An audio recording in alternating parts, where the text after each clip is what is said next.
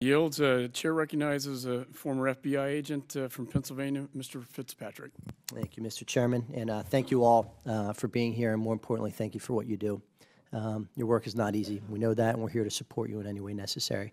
And I can report to this committee regarding Director Wray, who's leading my former organization. I've spoken and obviously keep in touch with many of my former colleagues from the ground all the way up. This is a man that they have come to respect tremendously. So, Mr. Wray, thank you for leading the organization that I love. I think that it warrants further discussion regarding Section 702. Mr. Higgins brought it up briefly, and I want this committee to be fully aware, not only of what you just said regarding the benefits to the Bureau and to the national security apparatus regarding 702, but I think what I'd like you to address briefly, sir, is the consequences of not reauthorizing. What would we not be able to do anymore should Section 702 expire? So the real value of 702 to the FBI and to the protection of the American people is at the front end, at the very early stages, when a tip comes in. And we're in an environment right now, as you've heard from every member of this panel, where there's a high volume of threats, and there are so few dots in many cases to connect with these smaller, more contained, more loosely organized situations, so that the premium on getting the right dots to connect, to understand which threats are real, which ones are more aspirational, that's when the value of 702 kicks in. Right now, under 702, we can query information, and I want to be sure everybody understands this. This information that the FBI has already lawfully in its possession. There's no court that disagrees with that.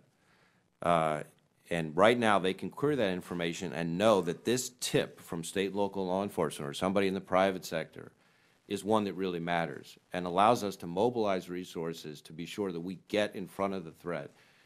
If the 702 is walked back, we will, in effect, be starting to rebuild the wall that existed before 9/11. And I implore the committee not to go there again, because that is something that we learned the hard way before and after 9/11.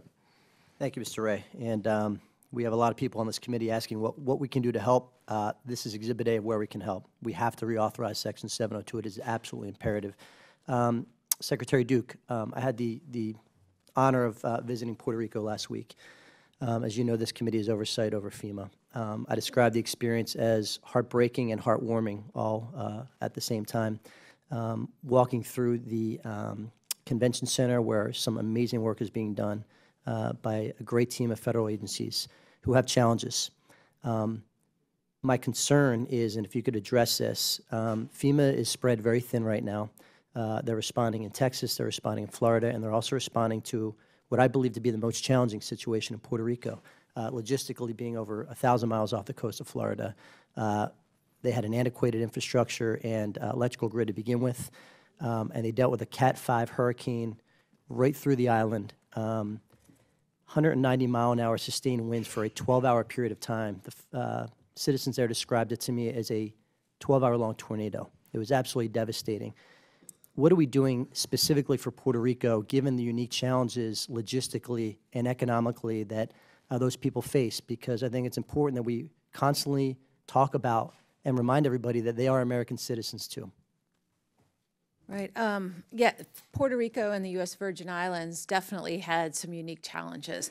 The main thing we're doing differently is I'll juxtapose it against Texas, where Governor Abbott had a strong infrastructure in place, both physical infrastructure and a people, to lead the effort, and we augmented. What we've done in Puerto Rico, because of their financial concerns and others, Governor Rosello had a weak ability to execute his vision. So we have embedded FEMA people with the governor and are bolstering his vision, his recovery efforts even more strongly. Additionally, we're doing response and recovery simultaneously. So we are continuing response. Even though it's tailed off, we're still delivering water, still delivering meals, but we're actually doing the recovery efforts in terms of rebuilding the infrastructure. So I would say a much stronger role in supporting the governor. We appreciate it, and please keep the focus on Puerto Rico. We don't want them to be forgotten, and anything this committee can do to support that role, please let us know. Thank you. I yield back, Mr. Chairman. Chair recognizes